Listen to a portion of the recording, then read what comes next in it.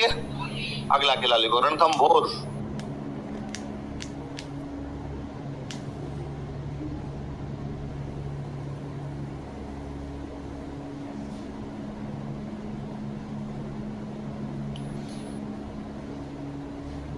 अगला किला कौन सा है?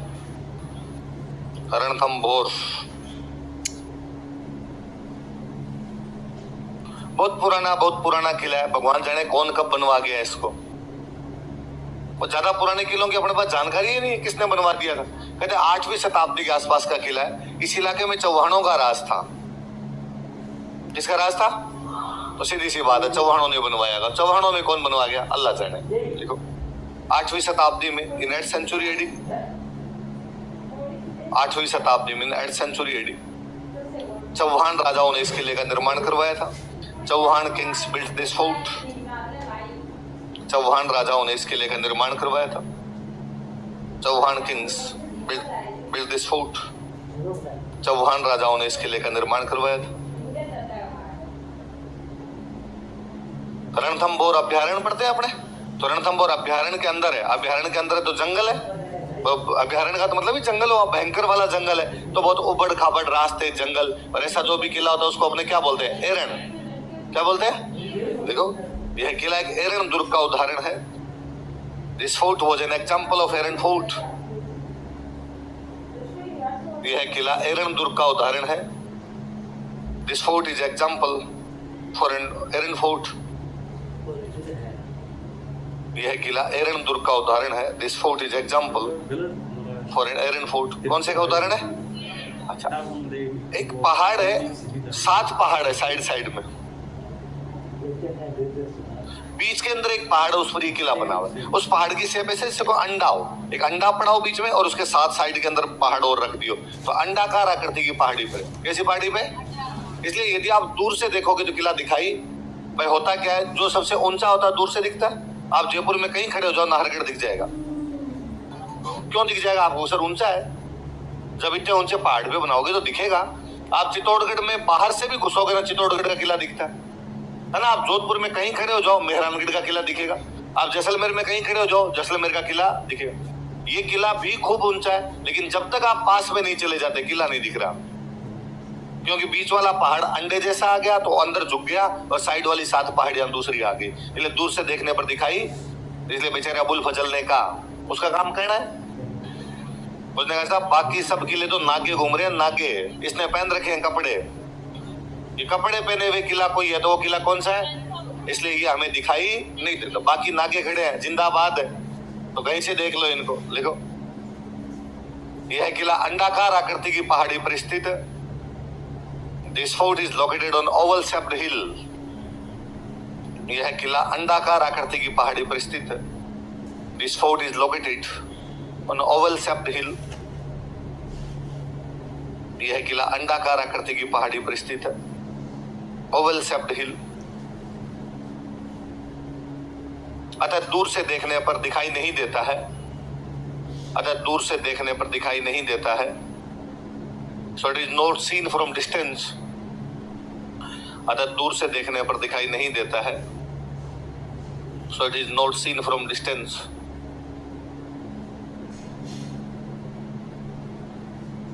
लिखो अबुल फजल के अनुसार, इसकी नौकरी यही थी बापड़े की, कुछ ना कुछ कहता रहता था। अबुल फजल के अनुसार, अकॉर्डिंग टू अबुल फजल, अबुल फजल के अनुसार, according to Abul Fazal, invited को नाम लिखना। बाकी सभी किले नंगे हैं। Other all forts are naked. बाकी सभी किले नंगे हैं। Other all forts are naked. लेकिन यह किला बख्तर बंद है। बख्तर का मतलब ही कपड़े होता है, कवच। लेकिन यह किला बख्तर बंद है। But this fort is covered. लेकिन यह किला बख्तर बंद है, but this fort is covered. इसको कवर किया गया बाहर से। यह किला बख्तर बंद है, दिस फोर्ट इज कवर्ड। क्या ये किला क्या है? बख्तर बंद। ऐसा कौन कहता है? अबुल फजल कहता है कि बाकी सब किले नंगे, पर ये किला क्या है? बख्तर। इमारतें लिखो, कौन कौन सी इमारतें? बिल्डिंग्स।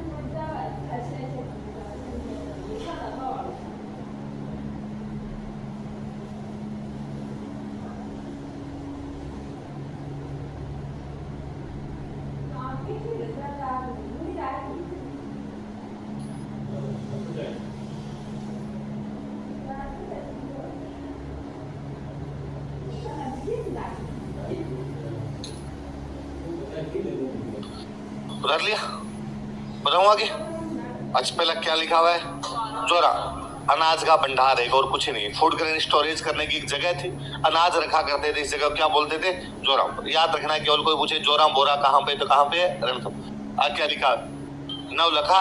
ये सवाल पूछा हुआ, याद रखना कि नवलखा दरवाजा कौन से किले में, बुलंद दरवाजा तो कौन से किले में, गागरोन। नवलखा दरवाजा कौन से में, रणथंभौर। नवलखा भंडार किस में, चित्तौड़। अलग अलग बातें याद रखना ना।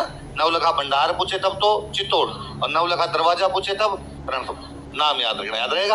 आगे कौन सा है, जोगी महल और सुपारी महल। दो कौन कौन से महल बताओ देखे, जोगी महल। और आप कभी सर के ऑफिस में जाओ कोचिंग में, तो सर के ऑफिस के अंदर घुसते ही जैसे आप गेट में घुसोगे, सामने एक पेंटिंग लगी हुई है, रणथंभौर फोर्ट की पेंटिंग है, रणथंभौर अभ्यारण्य की पेंटिंग है। शेर बाहर आ रहा है, टाइगर, देखिए टाइगर जो है वो बाहर निकल रहा है, और पीछे एक महल दिखाई दे रहा है, वो महल जोगी महल है। रणथंभौर किले का जो सबसे अच्छा महल बना हुआ वो कौन सा है, और दूसरा कौन सा है। तो दो महल कौन कौन से हो गए, जोगी महल और, याद रह जाएंगे कौन से किले में। 2014 के आसपास में मोदी जी वाली गवर्नमेंट नई नई आई थी, तो मैं मालवीय नगर रहा करता था। मेरे सामने एक पार्क था, तो मैं डेली शाम को उसके अंदर रनिंग करने के लिए चले जाया करता, रनिंग कर लेता, इधर उसमें घूम घाम लिया करता। तो वहां 10 एक अंकल आया करते, 50-60 क्रॉस कर चुके थे, रिटायर हो चुके थे अंकल, काम था नहीं, तो शाम को आके वहां पे बैठ गया था, ये करते। उन अंकल में 7-8 अंकल तो बीजेपी वाले, और 2-3 जो थे वो कांग्रेस वाले। कांग्रेस वाले माइनॉरिटी थे, बीजेपी की नई नई गवर्नमेंट थी, रात ही भाई कोई ना कोई कांड कर रहा था। अब संडे को मन की बात करूंगा, कभी कुछ ही कह रहे थे, कभी कुछ ही कह रहे थे। वो बीजेपी वाले डेली आके उन कांग्रेस वालों पे टूट के पड़ते। आज मोदी जी ने ये कर दिया, 70 साल में कांग्रेस तो देश को खा गई थी, अब देश चमचमाएगा। और वो कांग्रेस वाले बेचारे एकदम यूं असहाय महसूस किया करते। मैं कई बार जाके उन कांग्रेस वालों को सहारा लगाता, और मैं जाके बीजेपी वालों को धज्जियां उड़ा देता, 5 साल बीजेपी वालों के खिलाफ बोलता। अपने थोड़े पढ़ते थे तो उस टाइम थोड़ा डाटा वाटा याद रहते कि पहले महंगाई इतनी थी, अब महंगाई इतनी हो गई, पहले बेरोजगारी इतनी थी, इतनी हो गई। तो अंकल को लगता है ये छोरा बेटा बदमाश है, ये फैक्ट निकाल निकाल के लाता है इधर से। तो कांग्रेस वाले अंकल तो मुझे देखते हैं जीव हरा हो जाता है, आ गया एक बल्लेबाज हमारी तरफ से और आ गया। तो ये दिन वो कांग्रेस वाले अंकल जैसे, अब तो कांग्रेस वाले अंकल मेरे से विशेष स्नेह रखते। एक दिन मैं घूम रहा था, मैं रनिंग कर रहा था, कांग्रेस वाले अंकल घुसे, उन्होंने कहा अरे छोड़ छोड़, आज इतना एक जोरदार बात बताता हूँ। क्या है, बीजेपी वाले सारे आगे बढ़े, उनका रहे तुम्हें एक बात पता है, तब अपने राजस्थान में सीएम थी मैडम सीएम थी अपने यहाँ पे ना। तो उन्होंने कहा एक बात बताऊं, हाँ कि मैडम है ना, हाँ शराब पीती है। हम बीजेपी वालों का नैतिक भ्रष्ट लोग, बीजेपी वालों का तुम्हें क्या पता, ये सब ना सुनी सुनाई बातें हैं, कोई कह देता इस प्रकार से आगे।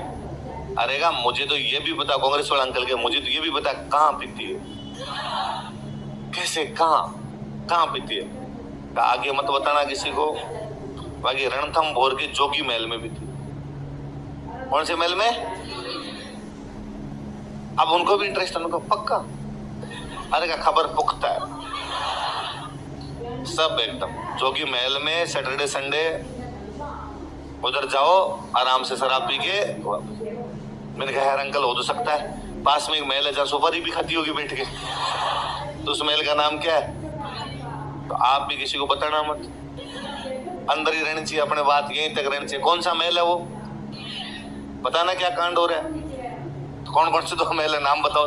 तो उन अंकल ने इतना यो धीमा धीमा बताया ये बात, जैसे अंकल को कोई खजाना मिला हो आज। तो मेरे जोगी महल पढ़ते हैं, जोगी महल की फोटो देखते याद आ जाता है, अच्छा तो वही है जहाँ पे ऐसे ऐसे काम हो रहे हैं। तो कौन कौन से महल है? जोगी महल और इधर कौन सा है? पीर सदरुद्दीन की दरगाह। वापस याद है, ये दरगाह मैं कल ही कह रहा था, याद रखनी है। हामिदुद्दीन की दरगाह तो कहाँ पे? गागरोन। और सदरुद्दीन की दरगाह कहाँ पे? रणथंभौर। और एक किसकी? टकसाल है। टकसाल समझ गए, जहाँ पे सिक्के बनते हो जगह क्या कहलाती है? टकसाल। तो कोटा वालों ने अपनी टकसाल कहाँ बना ली? गागरोन। और अकबर ने अपनी टकसाल कहाँ बना ली? आगे बात सुन और सुनो। इसके अंदर एक हमीर कचहरी है, हमीर कोर्ट।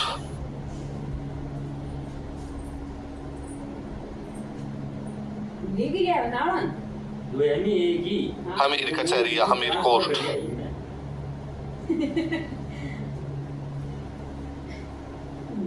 कौन सी कचहरी समझते हो ना?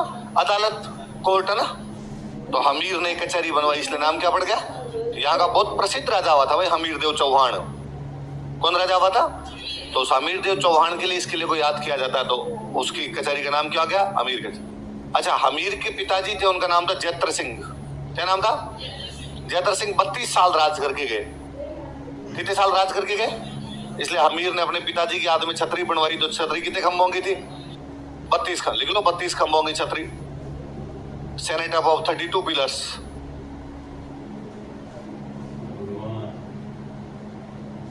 सेनेट ऑफ 32 पिलर्स, 32 खंभों की छतरी। Senate of 32 pillars. कितने खंभों की छतरी है? लिख लेते हैं आपने। अमीर ने अपने पिता जैत्र सिंह के 32 वर्षीय शासनकाल की याद में इसका निर्माण करवाया था। अमीर ने अपने पिता जैत्र सिंह के 32 वर्षीय शासनकाल की याद में इसका निर्माण करवाया था। अमीर built it in memory of 32 years regime of his father Jaitra Singh. अमीर built it in memory of 32 years regime of his father Jaitra Singh. अमीर ने अपने पिता जैत्री सिंह के 32 वर्षीय शासनकाल की याद में, अमीर ने अपने पिता जैत्र सिंह के 32 वर्षीय शासनकाल की याद में इसका निर्माण करवाया था। अमीर built it in memory of 32 years regime of his father Jaitra Singh. अपने पिता जैत्री सिंह के 32 वर्षीय शासनकाल की याद में इसका निर्माण करवाया था। Built it in memory of 32 years regime of his father Jaitra Singh. याद रहेगा। कोई पूछे कि राजस्थान में 32 खंभों की छतरी कौन से किले में बनी हुई? तो कौन से किले में? ये छतरी है किसकी? तो जैत्री सिंह। तो 32 खंभे क्यों लगे हुए? क्योंकि उसने राज किया था 32 साल। किसने बनवाई? तो वो मरने के बाद बनेगी, तो मरने के बाद तो बेटा ही बनवाएगा। तो जैत्र सिंह का बेटा कौन था? अमीर। तो अमीर ने बनवाया। एक यहाँ से कोई पानी निकल रहा है, अब भगवान जाने वो पानी कहाँ से आ रहा है। ये अपने पूरे भारत में रिवाज है कि कहीं से पानी आ रहा है और यदि पानी के सोर्स का हमें पता नहीं है तो हम कहते गंगा जी है। क्या आगे? तो यहाँ भी हमने कह दिया गंगा जी। अरे तो गंगा जी दिख ही नहीं रहे कहाँ से? का गुप्त गंगा है। तो लिख लो गुप्त गंगा। इंग्लिश में भी गुप्त गंगा ही लिखना भाई, हिडन गंगा मत कर लेना।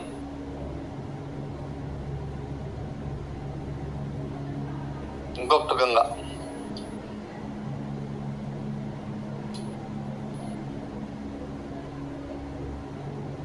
कौन सी गंगा है? गुप्त गंगा है। ये अभी मैं बता रहा था, इस किले का सबसे पराक्रमी कोई राजा हुआ था, तो राजा कौन हुआ था? हमीर देव चौहान। कौन हुआ था? तो कोई पूछे कि रणथंभौर का किला किसकी वीरता का प्रतीक है? तो किसकी वीरता का? हमीर चौहान की वीरता का प्रतीक। लिख लो नीचे लाइन में। ये इमारतें होगी, अलग से लिखना। यह किला हमीरदेव चौहान की वीरता का प्रतीक है। This fort is symbol of bravery of Hamirdev Chauhan.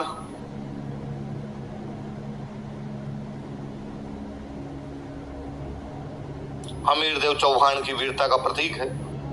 This fort is symbol of bravery of Hamirdev Chauhan.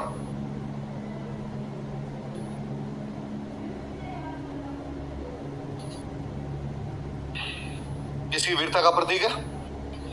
Hamirdev Chauhan. Delhi में एक राजा हुआ था जलालुद्दीन खिलजी। कौन राजा हुआ था? कहां का सुल्तान है?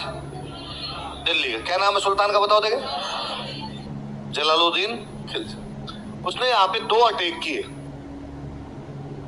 1290 में और 1292 में।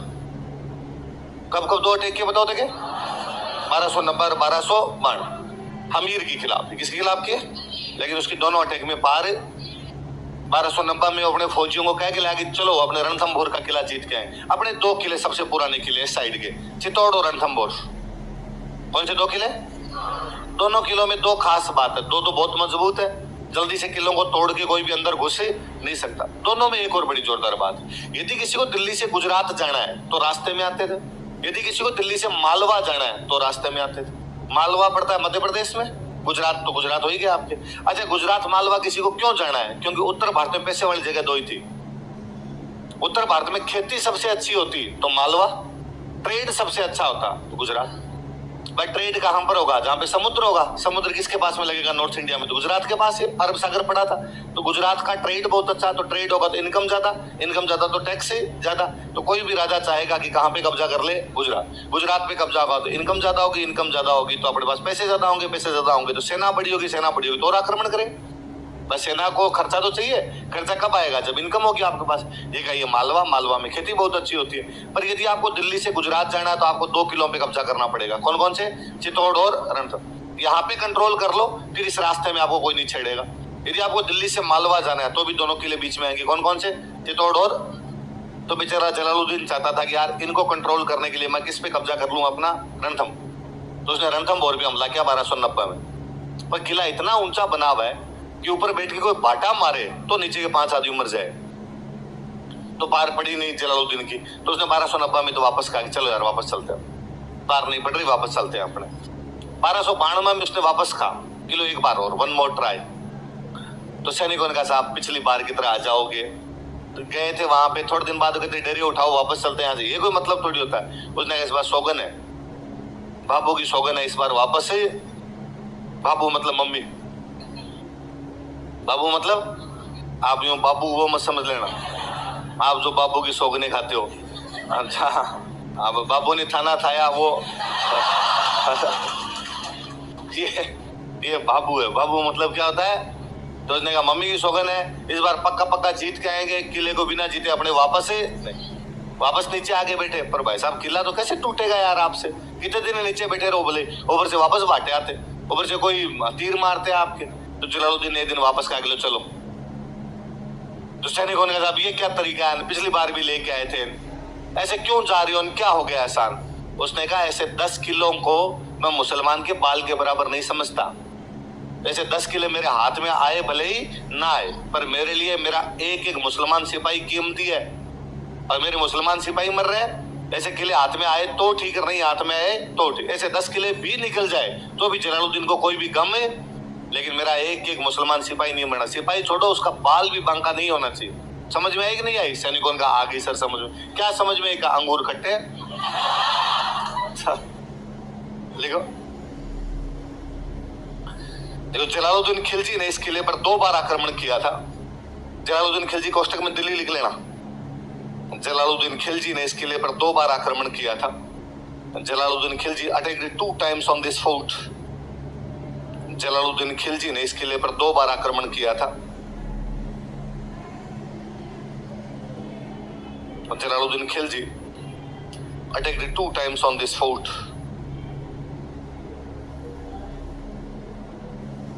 जलालुद्दीन खिलजी ने इस किले पर 2 बार आक्रमण किया था। Jalaluddin Khilji attacked 2 times on this fort.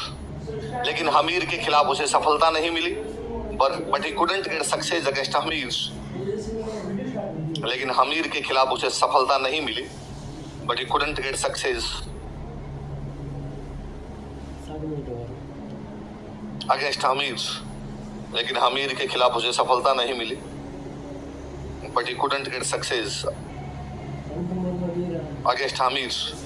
अतः उसने कहा था कि सो ही सेड दैट, अतः उसने कहा था कि so he said that. Inverted comma में लिखना,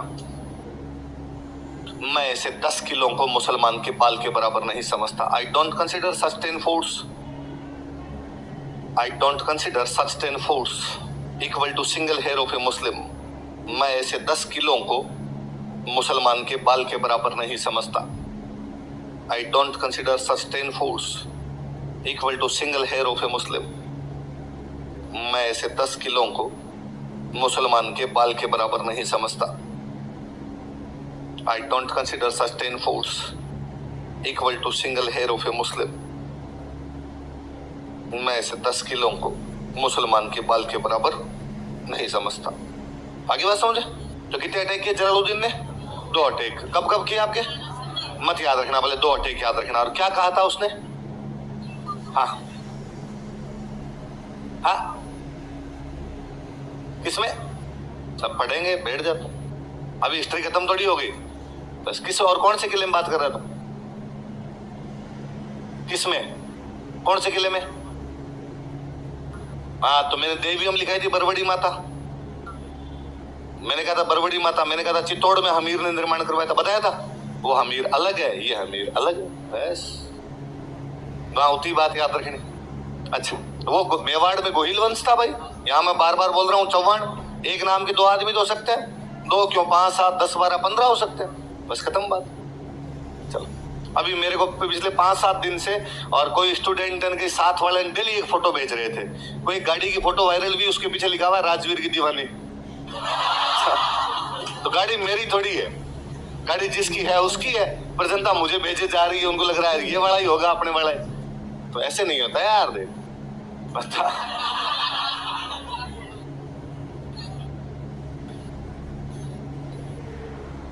जलालुद्दीन का बदला लेने के लिए बाद में कौन आया? अलाउद्दीन 1301 में इस किले पे कब्जा कर लेता है। कब कब्जा करता है? 1301 में। कौन से किले पे?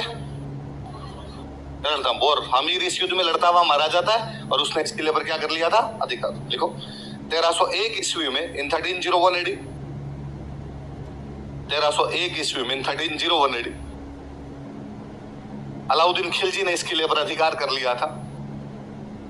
Alauddin Khilji captured this fort. Alauddin Khilji ने इस किले पर अधिकार कर लिया था।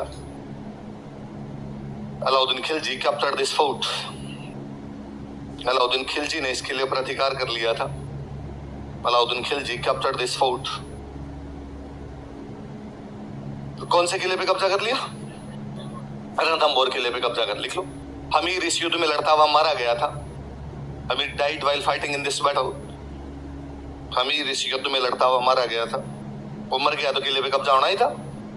Hamir died while fighting in this fort, while fighting in this battle. Hamir इस युद्ध में लड़ता हुआ मारा गया था। तो अलाउद्दीन खिलजी का एक इतिहासकार था, उसका नाम है अमीर खुसरो। क्या नाम है?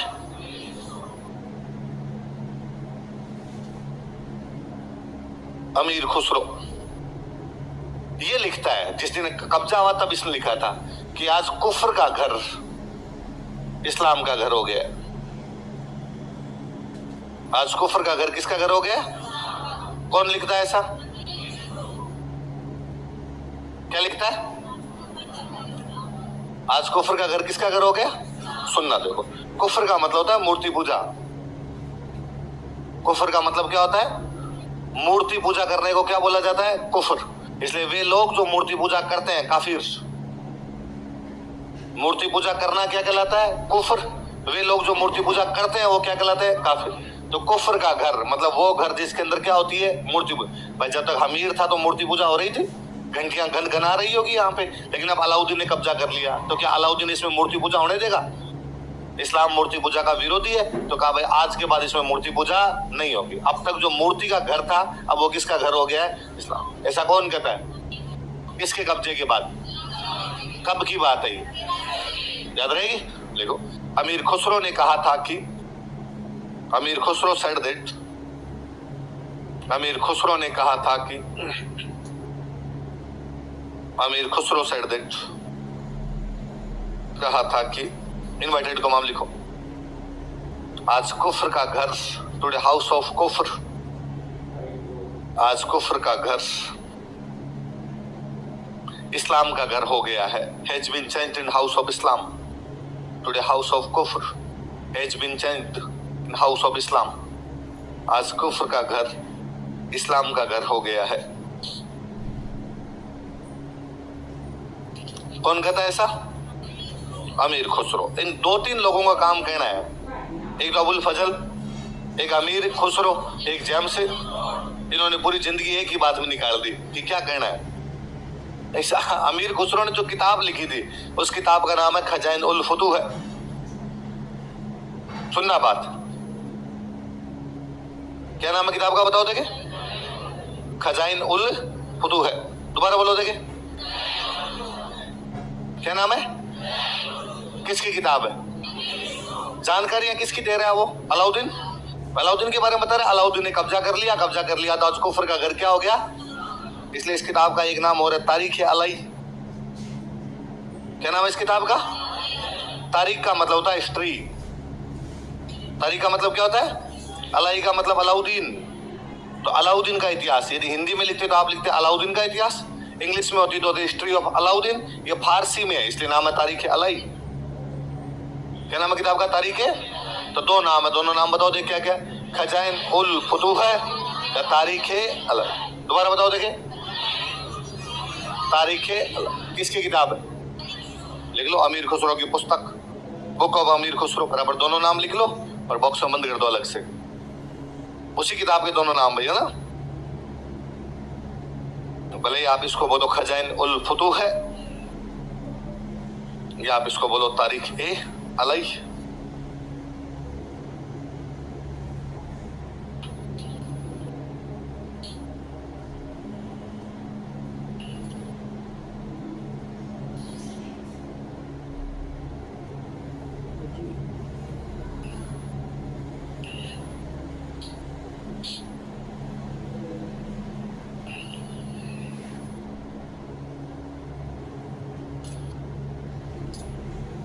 रह जाएगा तो क्या नाम बताओ देखिए? खजाइनुल फुतूह या तारीख है। अब अलाउद्दीन ने कब्जा किया, फिर अलाउद्दीन के बाद में जब दिल्ली थोड़ी कमजोर हुई तो मेवाड़ ने कब्जा कर लिया। कौन कब्जा कर लेता है इधर? मेवाड़। बाद में मेवाड़ वालों ने किला दे दिया बूंदी को। बूंदी वाले दोस्त थे मेवाड़ वालों के, दोनों बूंदी वालों का लो यार तुम रखो, तुम्हारे पास ढंग का ज्यादा किला नहीं है, हमारे वाला क्या रख लो तुम तो रणथंबोर। बूंदी पे अटैक किया अकबर ने। किसने अटैक किया? तो बूंदी वाले अकबर से संधि करके अकबर को किला दे देते हैं, इसलिए अकबर की टकसाल है। बेटा हमने किसमें अकबर की टकसाल तो बना लेता। अकबर टकसाल कैसे बना गया? अकबर के पास ये किला कहां से आया? तो अकबर किससे ले गया था किला? बूंदी वालों से 1569 में। कब ले गया था? बूंदी का एक राजा हुआ करता था सुरजन। राजा कौन था? और सुरजन ने ये किला किसको दे दिया था बाद में? अकबर को। तो याद रहेगी बात, तो थोड़ा सा लिख लो। तो 1569 ईस्वी में 1569 एडी, 1569 ईस्वी में 1569 एडी बूंदी के राजा सुरजन ने, बूंदी इज किंग सुरजन। बाकी हिस्ट्री पढ़ेंगे तब और क्लियर हो जाएगी चीजें, मोटी मोटी बातें यहां लिख लो। बूंदी के राजा सुरजन ने, बूंदी इज किंग सुरजन, सुरजन ने यह किला अकबर को दे दिया था। Give this fort to Akbar, यह किला अकबर को दे दिया था। Give this fort to Akbar.